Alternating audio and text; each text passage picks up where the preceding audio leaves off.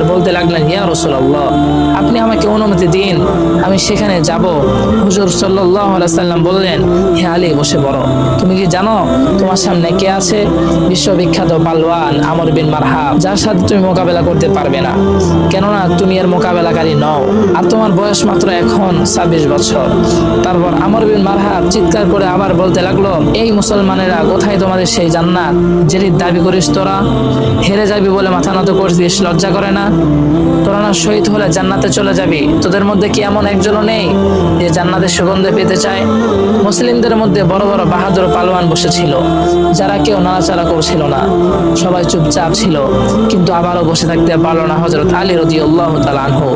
আবারও তিনি সোজা হয়ে দাঁড়িয়ে গেলেন। তিনি রাসূল সাল্লাল্লাহু আলাইহি সাল্লামের দিকে তাকিয়ে বললেন, আপনি শুধুমাত্র আমাকে একবার অনুমতি দিন, আমি এই জালিম শয়তানের মুখ বন্ধ করেই ছাড়ব। তখন রাসূল সাল্লাল্লাহু আলাইহি সাল্লাম আবার বললেন, হে আলী, তুমি চুপ করে বসে যাও। তুমি কি দেখতে পাচ্ছ না তোমার সামনে আমর বিন মারহাব আছে? এরপর রাসূল সাল্লাল্লাহু আলাইহি সাল্লাম নিজেই বললেন, এমন কেউ আছো যে এই কাফের মুখ বন্ধ করতে পারবে?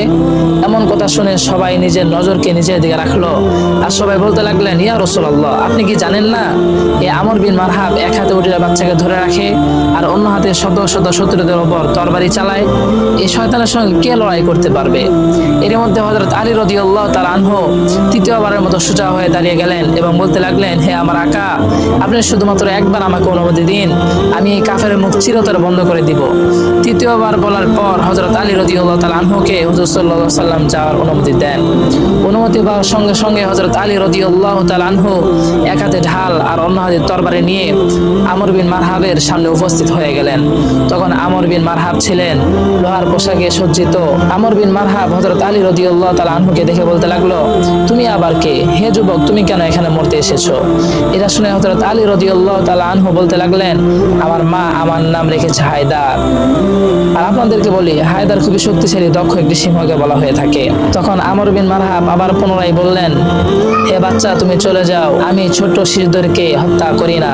তখন হযরত আলী রাদিয়াল্লাহু তাআলা আনহু বললেন, তুমি তো আমাকে হত্যা করবে না, কিন্তু আমি তোমাকে হত্যা করার জন্য এসেছি।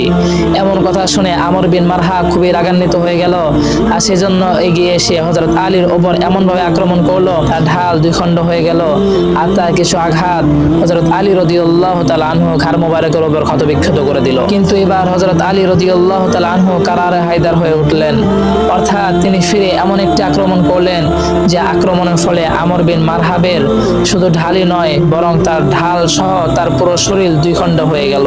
এরপর হযরত আলী রাদিয়াল্লাহু তাআলা আনহু তার শরীরের উপর পা রেখে তাকে বলল, হে মূর্তি পূজারী, তুই কিভাবে আমার মোকাবেলা করবি?